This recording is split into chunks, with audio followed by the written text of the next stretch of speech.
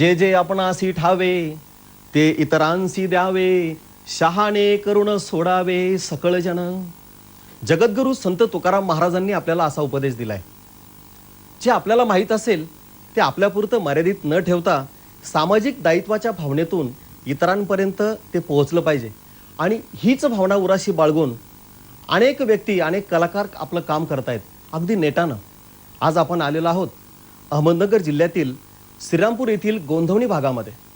या ठिकाणी एक हरहुन्नरी कलाकार भरत उदावंत अतिशय तन्मयतेने तल्लीन होऊन अनेक प्रकारचा कलाविष्कार सादर करीत आहेत. नवे नवे तर त्यांनी आपल्या घराच्या अंगणालाच कलादालनाचं स्वरूप दिलंय. भरतजी, मला आपण एक सांगा की आपल्या या कलादालनामध्ये मला धार्मिक चित्र जास्त प्रमाणामध्ये पाहायला मिळतात. त्याचं निश्चित कारण काय? धार्मिक चित्राबद्दल सांगायचं ठरलं तर धार्मिकता ही महाराष्ट्रात आणि भारतात खूप जोपासले जाते. त्याच्यामुळं मला खूप काय असं धार्मिकतेबद्दल वाचन आणि हे असल्यामुळं करावंसे वाटतं. ज्यावेळेस मी वयाच्या 7-8 वर्षाचा असताना मला कलेचं ज्ञान असं मुलं अभ्यास करायचे तर मी पाटीवरती चित्र वगैरे काढत असायचो आणि मला तेव्हापासून आवड निर्माण झाली. आणि असं करता करता मग खूपच त्याच्यातलं मला आवड होत गेली. परंतु माझं काही कलेचं काय असं कोणतं शिक्षण झालं नाही. व्यवसाय म्हणून मी साईन बोर्डची सुरुवात केली तर त्या कलेची माझी कोणती अशी परीक्षा वगैरे झाली नाही. म्हणजे थोडक्यात म्हणजे आर्ट ऑफ मास्टर किंवा ड्रॉइंगच्या इतर परीक्षा किंवा GD आर्ट आणि जे बॉम्बेचं काही स्कल्पचर वगैरे जे मूर्तिकला वगैरे असं कोणतं झालं नाही. परंतु मी साईन बोर्डच्या माध्यमातून लोकांचे दुकानाचे बोर्ड बनवत गेलो आणि त्याच्यातूनच असं करता करता मग मी चित्र साकारायला लागलो. मला वाटलं आपण समाजाला काहीतरी करावं. तर त्या माध्यमातून माझं असा आलेख वाढत गेला आणि अक्षर लेखनातून मी पुढं चित्र बनवत गेलो. भरत, मला एक सांगा की आपण फक्त धार्मिक चित्र काढता की त्या पलीकडे आणखी काय काय काढण्याचा प्रयत्न करता? मी धार्मिक चित्र तर खूपच काढले. एक ती श्रद्धा आहे आणि ती काढतच राहणार. परंतु मी त्याच्याही पलीकडं समाजाकरता खूप देण्याची माझी इच्छा आहे. जे काय परमेश्वरांनी माझ्या बोटात जादू दिलेली आहे त्यानुसार मी समाजाकरता व्यसनमुक्ती, एड्सवरती, अजून वीज बचत, पाणी बचत, ग्राम स्वच्छता अभियान, संत गाडगे महाराजांच्या उपदेशानुसार मी शासनाला अशी खूप मला काही मदत करावीशी वाटते. ग्रामस्वच्छता वगैरे, ग्राम स्वच्छता अभियान असं खूप काही करावंशी वाटतं आणि ते करतोय मी.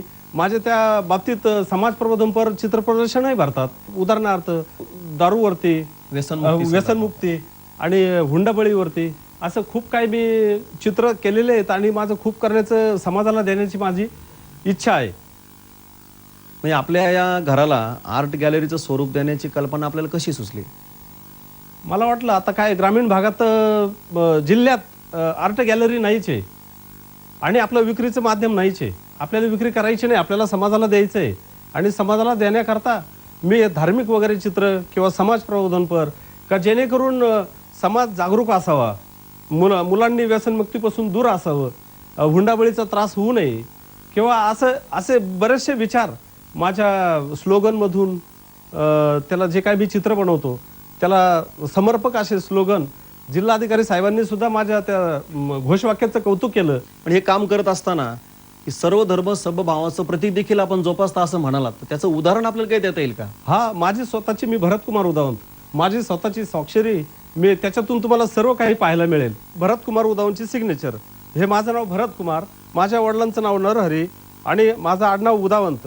तर ऊ मध्ये दिसतंय तुम्हाला आपलं ओम आणि त्याच्यावरती जे काय अर्धचंद्र, म्हणजे अर्धचंद्रात जे स्टार आहे, जो 5 स्टार म्हणतात ज्याला 5 कोणांचा, तो मुस्लिम धर्माचा. आणि ख्रिश्चन धर्मांचा माझ्याकडे क्रॉस आहे माझ्या स्वाक्षरीमध्ये. आणि इकडं बौद्ध धर्माचा माझ्या उदावंतचा जो अनुस्वार आहे त्या अनुस्वारावरती बौद्ध धर्माचा अनुस्वार आहे. म्हणजे हिंदू, मुस्लिम, ख्रिश्चन आणि बौद्ध असं सर्व धर्म भावाचं प्रतीक आपण आपल्या स्वाक्षरीतून या ठिकाणी दाखवलेलं आहे. आणि स्वाक्षरीतून दाखवून साईबाबांची शिकवण, साईबाबांचेच उपदेश, आशीर्वाद, त्यानुसार मी ह्या सिग्नेचरला स्वरूप दिलेलं आहे. चित्रकले व्यतिरिक्त आणखी कोणकोणत्या प्रकारच्या कला तू अवगत केलेल्या आहेत? साईबाबांच्या कृपा आशीर्वादामुळे माझ्या बोटात काही जादू झाली आणि चित्रकलेकडून मी सर्व माध्यमातले 11 माध्यमातले चित्र तयार करून, म्हणजे 11 माध्यमात पेन्सिल आलं, वॉटर कलर आलं, ऑइल कलर आलं, त्याच्यानंतर हज मूर्तिकलेत मी कोणता साचाही न वापरता मी प्रथम साईबाबांची मूर्ती तयार केली आणि मला वाटत नव्हतं ते माझ्याकडून होईल का काय. आणि साईबाबांची पहिली मूर्ती तयार केली, नंतर दुसरी तयार केली आणि एक सामाजिक राष्ट्रीय थोर पुरुषांचं मला वाटलं काहीतरी करावं. तर मी टिळकांची मूर्ती केली आणि अब्दुल कलामांची मूर्ती केली, आपले राष्ट्रपती भारताचे, त्यांची मूर्ती तयार केली. आणि मग असं करता करता मला त्याच्यातली गोडी वाढत गेली.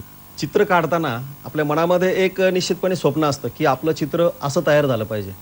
आणि ही कलाकृती सादर झाल्यानंतर किंवा कलाविष्कार बाहेर पडल्यानंतर आपल्या भावना काय असतात? आता मी माननीय राष्ट्रपतींचं चित्र तयार केलं. मी एक सामान्य कलाकार, ग्रामीण भागातला कलाकार. मी माझं त्यांना हँडवेल्स वगैरे पाठवलं, त्यांचा फोटोग्राफ केला वॉटर कलरमध्ये आणि पाठवलं त्यांना.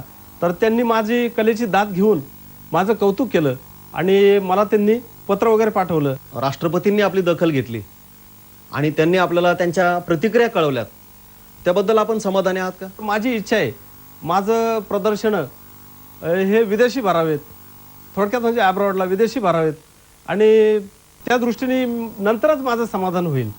त्यांनी खूप लहानपणापासून कष्ट, परिवाराची खूप जबाबदारी त्याच्यावर पडलेली आहे. लहानपणापासून माझे खूप नेहमी मला खूप हे होत त्याच्याबद्दल. त्याची खूप इच्छा आहे अजून कमी खूप पुढं जावं, खूप करावं. मी अजून त्याला खूप मोठं हे त्याला 7 समुद्राच्या पलीकडे मी जावं आणि मी देशासाठी मी सहकार्य करावं. आता हे सर्व करत असताना आपल्या भविष्यातील काही योजना असतील, तर भविष्यातील योजना कोणकोणत्या प्रकारच्या आहेत? भविष्यातील योजना म्हणजे सरकारला मला वाटतं खूप काही द्यावं. माझे चित्र विकू न विकू तो माझं काय म्हणजे व्यवसाय नाही. मला समाजाला काय देता येईल, समाज प्रबोधन म्हणून. समजा एखादा लेखक 100 पानाचं पुस्तक लिहितो आणि त्याच्यातून जो काय समाज प्रबोधन करण्याचा त्याचा जो विचार असतो, तर मी माझ्यासारखा कोणताही अन्य कलाकार किंवा माझ्यासारखा कलाकार एक चित्र काढून त्याला एक समर्पक असं काही स्लोगन किंवा घोषवाक्य जर लिहिलं तर ते समाजाला फायदेशीर ठरतं आणि समाज त्याचं अनुकरण करतं.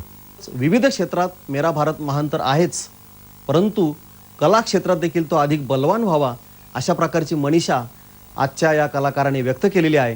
त्याला आपणा सर्वांच्या वतीने आपण सदिच्छा देऊया.